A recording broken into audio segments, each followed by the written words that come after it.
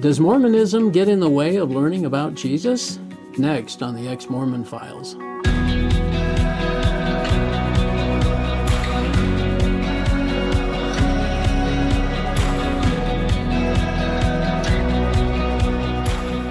Hi, and welcome to another episode of the Ex-Mormon Files. I'm your host, Bishop Earl, and I appreciate you spending some time with us.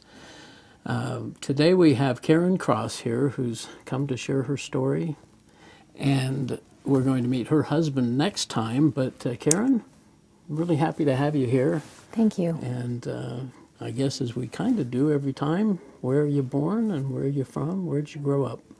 I'm an Air Force brat, as they say. Oh, yeah. So I was born in Okinawa, and my parents are converts. My mother was raised by a Lutheran minister, and my dad had a little bit to do with Baptist, but I don't think he was real active. And so they weren't active? The missionaries knocked on their door in St. John's, Newfoundland, and before I was born. Oh. And my mother had been on a plane in 1950 and had met, there was a singing competition, and there were lots of college students, and there was one group of college students called Curtain Time USA, which later became very well known as the Young Ambassadors. Oh, from BYU. And all she heard was Mormon and BYU, but she was impressed with those students. So years and years later, when the missionaries knocked on her door, and where was this at? In St. John's, Newfoundland. In Newfoundland. Yeah, in Newfoundland.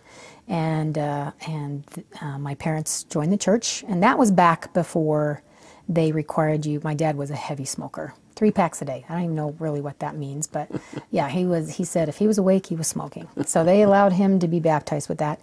And my mother, really? They did. And my mother came down with Hodgkin's disease, and she died the summer of 1966.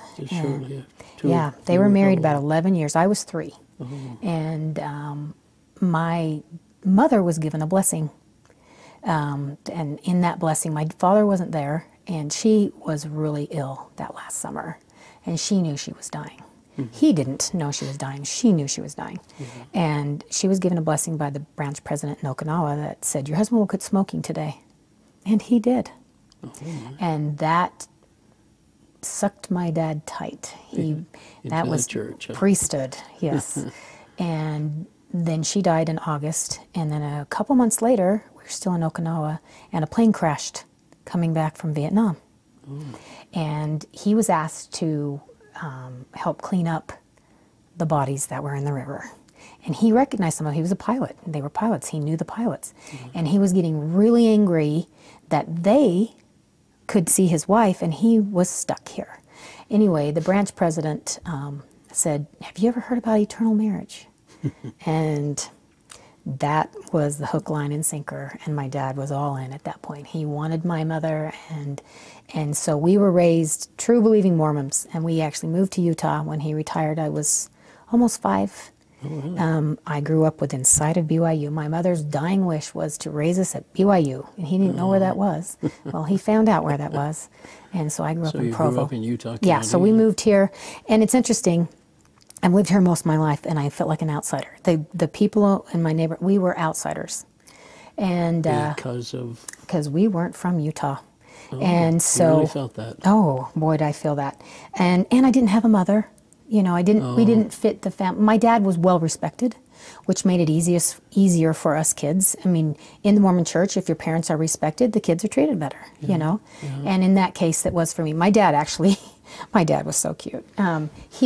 They would give him Mother's Day flowers on Mother's Day. Oh, did they? Yeah, and he accepted it, and he taught that back in that time. I remember this, the 60s and 70s, and he'd get ribbed in priesthood for wearing an apron and all this stuff, and he'd say, you know, if a man won't do what's deemed women's work and neglect his family, well, then he isn't much of a man. And he would say that, you know, like in sacrament meeting, you know. Yeah. So my dad was probably the greatest person I've ever met. Really a sweetie, huh? Yeah, yeah. Raised you. So I grew up totally, I mean, we went to everything. Okay. And we were early. Remember, he's military. Yeah. So not only did we go to everything, we were there early. And you know, as you grow up, you know, you have this, and they teach you, well, if you don't have a testimony, rely on somebody else's. And so I did. I believed my dad. My dad believed this. I trusted my dad, and so I relied on his testimony. And and they say you can believe in prayer and you can have a belief in this. And so I had my little testimonies, but as far as the whole church was concerned, you're a teenager, and so by the time I was old enough and I met somebody and I was going to get married, and I had had a boyfriend in high school that wasn't Mormon, that I remember the day I had to let him go because I wasn't going to disappoint my dad. I had to marry. You went to high school together? We did. And I was going to marry the return missionary in the temple. Oh. And so I did. And I remember where I was when I let my true love go. and I was all in. I was, once I made the decision, and I knew that the church was going to be important to me. And so I made this decision, and I meant it. And so for me, things began to change. I'm slow in the pickup, Earl. But March 21st, 1983 was when I received my endowment. And that was the beginning of me leaving the church. The temple, the word cult actually went through my head. And I was going through, and it was 1983, so there were penalties involved. And, oh, yeah, that's before 1990. So yeah. Of course. And I felt like property. That was when I obeyed the law of my husband. The veiling of my face caused me great concern. I almost ran out. But during the ceremony, one of the things that absolutely distressed me the most was I looked around at the people in the room, and it looked normal to them. I've actually found that even more distressing. But in the... And your dad was there, of course. I saw my dad. Yeah. And I looked at him and I said, he believes this. And that was enough for me at that time. And I never have liked the temple. I was not a frequent goer. I thought things would get better with the temple when 1990, oh, that's it. I just didn't like the penalties, And then, no. And then it was this. And then it was this. There was always something that I thought was wrong with me. You'd hear these people in sacrament meeting and they would go on and on and on about the temple. And I'm like, well, something's wrong with me because I'm just not getting it. Did you ever talk to your husband about it, or your dad even? Well, the man I was married to really struggled with the church through our whole marriage. Even as a return missionary, though. Yeah, and as a return missionary. And so that was in 1983, and then 2.5 years later, in 1985, polygamy hit me straight in the face. And because when you're younger, how did that happen? What was it? It was discussed as this is celestial marriage. This is back in the day. You remember we had just, Bruce R. McConkie was still alive. We had gone through the, Joseph Fielding Smith years and the Marquis Peterson years, and they didn't pull punches. They were doctrine is doctrine, and that's the way it is. And yeah. and the kids today don't even know this doctrine. It's changed so much. It does seem different now. It is different, yeah. and so it was discussed in Sunday school. It blew my mind. I had heard about polygamy, and it kind of hovered out here, but and in seminary, it was, oh, girls prepare for it, and it was all this talk. It's going to come back at the millennium, and I can unequivocally say that the doctrine of polygamy has caused me more harm as a woman, as a wife, as a friend, as a mother, than any other experience I've had. And I've had some pretty tough experiences. I feel like it hampered my growth. Did it? Yeah. And I actually wouldn't be friends with people. Like, if they were okay with it, it's like, you are not my friend. Like my sister-in-law. If they were in favor, or not in favor, but even accepted it. It's like, yeah. oh, well, one day, what are we told? One day we'll understand. No, one day I am not going to understand. And to the point where it left me terrified of the Bible. Because what did they say? It's commanded in the Bible. And that's too bad. So you felt like it was going to confirm that polygamy was it. And I was I believe so strongly about this that I would have become atheist if I had really believed God commanded that. And so I struggled with that. And then it just seems about every 2.5 years, something else came up. So the temple was out, I don't really believe the temple. That just can't be right. Well, what was it about the temple? Anything specific? Was it just the feeling? Well, they talk about this triangle. You've got God when you get married. Yeah. And you got the husband, you have the wife, and there's this triangle involved. That is not the temple. The temple was like, It was God, my husband, and then me. You know, that I had to go through my husband, and you know, and then you're taught that you will lay in the grave until your husband receives the keys of resurrection. He will resurrect you. And I looked up the veil stuff. There is not one thing about a veil that it's to hide, it's to keep secret, it's to shroud, you know, and it was this, I would veil my face. But when they would say, you know, even when they got to the hearken part, you know what's funny, Earl? I have a current temple requiem in my pocket right now. You do? It expires today. And I have not been for 2 years. And people are saying, oh, don't you want to go see the new changes? No. It was, I felt like property. You did? I did. I felt like, you know, that I always had to have my husband, there was always my husband between me and God. Yeah. That I didn't have this direct line to God, and I felt devalued. And he would be expected to marry other women. And people say, oh, well, we wear the same clothes. No, we do not. We wear veils, you know, and, oh, we have the priesthood on this. Yeah. Never liked the temple. And I would go, you know, like, I think the most I ever went in a year was 12 times. And that was because I was committed. But I would go, maybe once or twice a year at the very most. Sometimes I'd go years in between. I would feel icky there, you know. Did you ever really feel like you gained a testimony of the Book of Mormon and Joseph I did, Smith of the Book of Mormon, and that restoration? polygamy helped me do that. Okay, so 1985, the polygamy thing happens, and I'm praying and praying, praying, and the impression I got was, stay in the Book of Mormon. Really? It's not in there.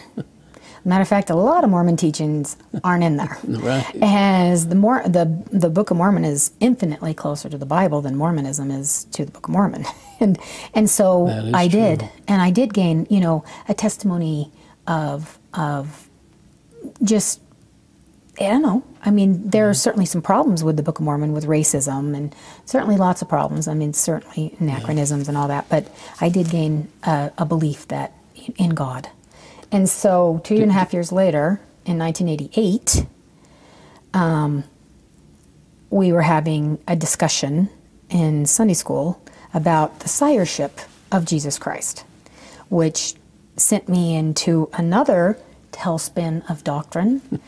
And explain that just a little bit for anybody. So when I was a little girl, I mean, I remember hearing it. They had this teaching that, you know, they had a picture of your dad and they had a picture of your mom. This was in a family home evening. It was in Family Home Evening Manual. And I remember it because the child in it was a little girl. It's like, oh, little girl, representation. Yeah.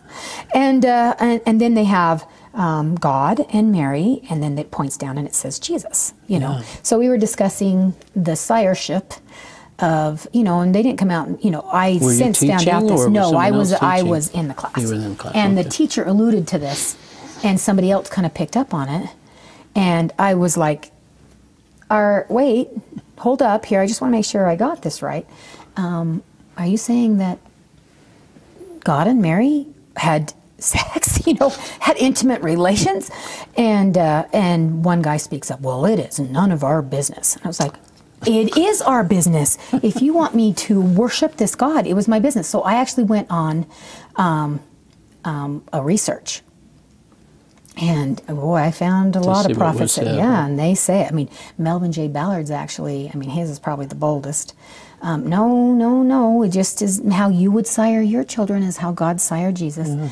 And I know Bruce R. McConkie said it a couple of times. Yes. There's like 8 of them there that were pretty bold statements. And in 1994, I was taking care of my dad because my sister, my brother, and I, we shared my dad the last few years of his life. Oh, okay. And so he lived in my home, he lived in my sister's home, he lived in my brother's home. It was a really good experience.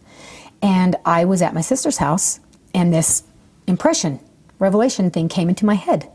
And it was that Jesus was God in Mary's womb. That this wasn't this production thing. And I actually mentioned it to my dad at the time. And I said, Dad, I just got a message from God about Jesus. And he goes, does it?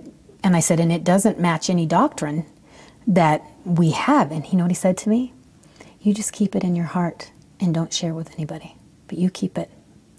And which tells me now that maybe he had his own things he was keeping. Yeah. And so I never shared that with anybody. Mm. And then the next that would be like 1994. Yeah. And then 2003 rolls around, and my life exploded into confetti. And I found out the man I was married to had been unfaithful for most of our marriage. And at the time, I was willing to work through it. But what it brought up was the polygamy thing again. Only one thing could have made that worse, is if that had been commanded by God, and this was legal adultery, you know. And so that stirred that up again. But what it really brought up was, that was when I learned the priesthood wasn't real. The things these priesthood leaders said to me, and during well, we went through. You talked to he wanted to go through the repentance process, okay, and that was excruciating on us all. Yeah. And one thing too was, we were said, you know, because he blessed babies and he baptized and he ordained and he was, my son was on a mission. I had this just whole time. Yes, yeah. And they would say, oh, don't worry, those all hold. It's like, well, the scripture says, amen to the power of that man, you know, and so it can't be both. Oh, no, God would never punish the children. It's like, well, he's punishing the kids down the road whose dad doesn't hold the priest. You know, it just, the cognitive dissonance was. And just my treatment, it became very apparent that the goal was to get him back in the church. He was excommunicated, and the goal, at my expense. I mean, truth no longer was important. Yeah. And then they kept calling him to get this, and it came time, he was rebaptized, and it came time to receive his blessings back. And I didn't want any part of it, and so I wouldn't write a letter, and I was sufficiently punished for that. I learned that if you don't do what your priesthood leaders say, they will punish you. Somehow. Yes, and if they aren't your authority. And I actually had a really cool experience. He was not willing to change, and I had to make a decision. And I was driving up by the Provo Temple, believe it or not, right by the MTC, and words went across my dashboard. It shocked me so much that I didn't read it. So words went across again, and I can only assume they are the same words. And the words were, the church threw him out. And it was like, you're right. They threw him out, but they are expecting me to do something completely different. They wanted me to them, I could only be forgiving if I just swept it under the rug and got him back in, you know, and I wasn't willing to do that. And I was willing, I wanted to feel value, you know. Sure. So I did. I stepped off the cliff and I divorced him. And I didn't have anything. I didn't have any schooling. It worked out that I was able to keep my house, and I went to school. And what's interesting, Earl, was as soon as I quit listening to my priesthood leaders, my life just took off like a rocket. Really? As soon as I started listening to God and doing what God told me to do, I just shot out like a rocket. And I haven't topped out. I'm still going. It's been absolutely fabulous since then. Well, I guess kind of going back to what was your relationship with Jesus, or what did you think of him? I felt like he was drawing me to him. When you were younger. Oh, younger, I think I was a typical Mormon. I don't think Jesus was that big of a deal, you know? I mean, Mormons don't know until they actually, like I didn't know until I became a Christian and started attending Christian stuff, how little we actually talk about Jesus, really. Oh, we throw his name out. We don't notice it, do we? I don't think I noticed it. I mean, that's been my biggest thing as being a Christian. It's like, holy cow. I mean, I thought we talked about Jesus. No. Well, that's what I started out with. Does Mormonism get in the way of learning about Jesus? Families are forevers in the way, priesthood's in the way, absolutely in the way. He's not our highest authority. Priesthood authority is. Yeah. And so for me was, in 2015, I had this goal of reading the Bible. I'd never read the Bible. I'm going to do it. So I started reading the Bible, and for 2 years I stayed in LDS.org. And while I was in there, I looked around and read the Joseph Smith papers and started coming up on things, because the doctrine was already a sticking point. I just don't believe the doctrine. It just, you know. And I stayed in LDS.org until I came on Huldah.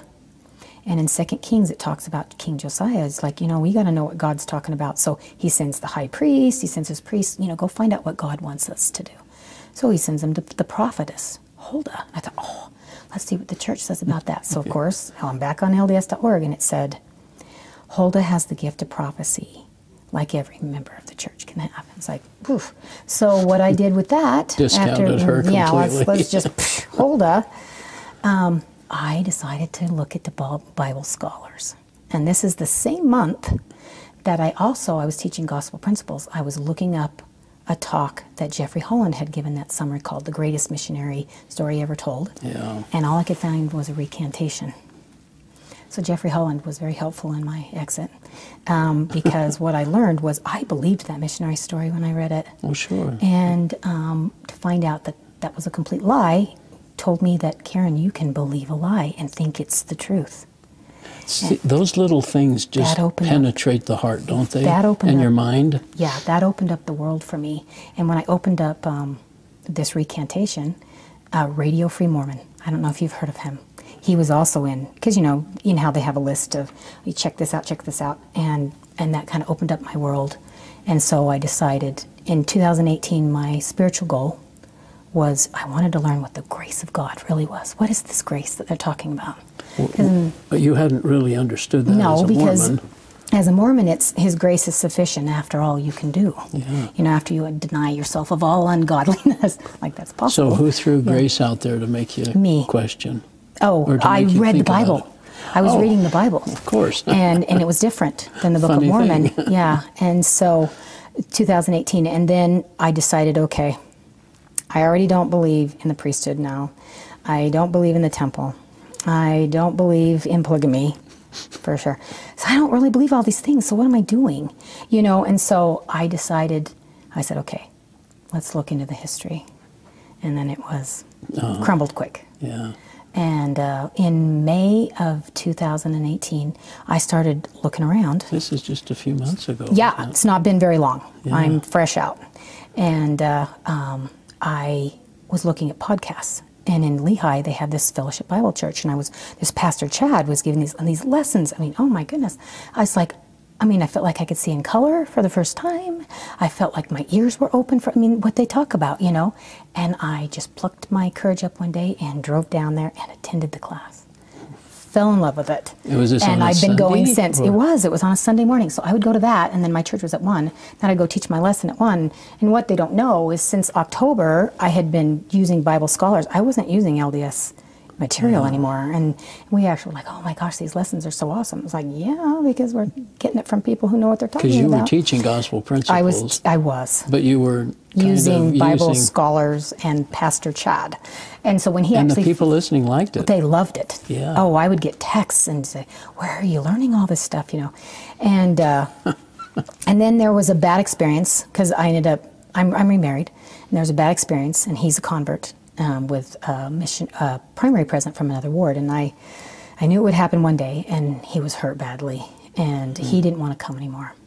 And then a lady at church was really awful to me, and my husband heard about it. And he just said, Karen, we already don't believe this. He says, I just don't want you to go anymore. He says, please don't go anymore. And by then, I was already looking up Sean McCraney. I was into Bill Reel. I'm not a huge Mormon Stories fan, but I looked at a couple things. Yeah. I watched you and listened to those stories. We haven't had too many comment on that. Did you hear some stories that kind of? Yes. Well, because what happened to me is, as a Mormon, this term born again is kind of hokey pokey sounding, you know. As a Mormon. As a Mormon, it is, you know. But it happened to me. And that whole Ezekiel 36 where